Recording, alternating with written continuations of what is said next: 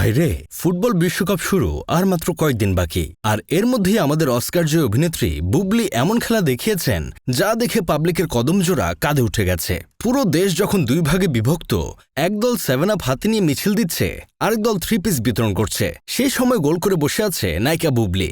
রমজানের চায়ের দোকানে মানুষ যখন আর্জেন্টিনা ব্রাজিল নিয়ে কামড়াকামড়ি করছে কে সেরা, মেসি, নেইমার নাকি রোনালদো, ঠিক সেই সময় শাকিব খানের অ্যাসিস্টে বুবলি গোল দিয়ে দিছে। বিশ্বকাপ এবার আর্জেন্টিনা, ব্রাজিল, পর্তুগাল, ফ্রান্স কেউ নিতে পারবে না। বিশ্বকাপ বুবলির হাতে উঠবে। একটা বিশ্বকাপের জন্য ব্রাজিল আর্জেন্টিনা যেমন জাতশত্রু হয়ে গেছে, তেমনি একটা জামাইয়ের জন্য অপু বুবলি জাতশত্রু হয়ে গেছে। 2 দিনে দুনিয়া 3 দিনই দেখতে হয় অপু বিশ্বাস একাদশ বনাম বুবলি ইউনাইটেড দলের কামড়াকামড়ি। ম্যাচের প্রথমার্ধে মাঠের সম্পূর্ণ নিয়ন্ত্রণ ছিল অভিজ্ঞ স্ট্রাইকার অপু বিশ্বাসের পায়ে। তিনি যখন দুর্দান্ত এক শটে বল জালে জড়িয়ে 1-0 গোলে লিড নিলেন, তখন গ্যালারিতে বসা লাখো দর্শক উল্লাসে ফেটে পড়েছিল।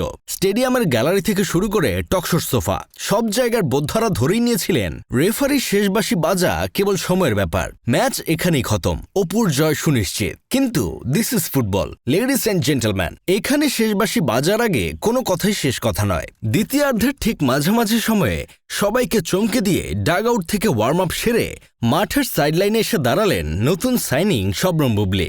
মাঠে নেমেই তিনি যা করলেন তা দেখে প্রেস বক্সে বসা বাঘা বাঘা ধারাভাষ্যকাররা পর্যন্ত হাতের পানির বোতল ফেলে চোখ কপালে তুলে দাঁড়িয়ে গেছেন। এটা কি দেখছেন তারা? কাউন্টার অ্যাটাক কাকে বলে? বুবলি মাঠে নেমেই প্রথম আক্রমণেই 1 গোল করে ম্যাচ সমতায় ফেরালেন।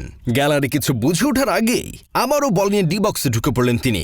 ডিফেন্সকে সম্পূর্ণ পরাস্ত করে সাইড ভলিতে বুলেট গতির এক শট এবং গোল, ব্যাক টু ব্যাক 2 গোল।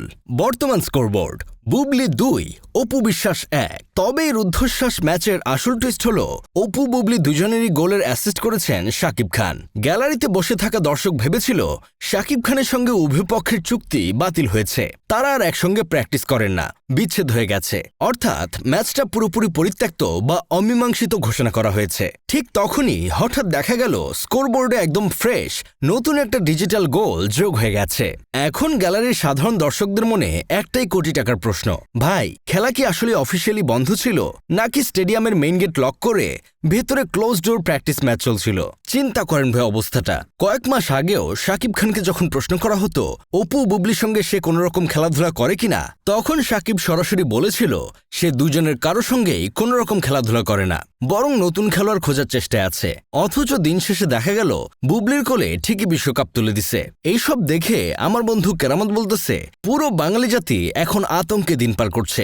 বুবলি গোল করে ফেলছে, এটা দেখে তো অপু বিশ্বাস চুপ থাকবে না, সেও গোল করার জন্য ভাদ্র মাসের কুত্তা পাগল হয়ে যাবে।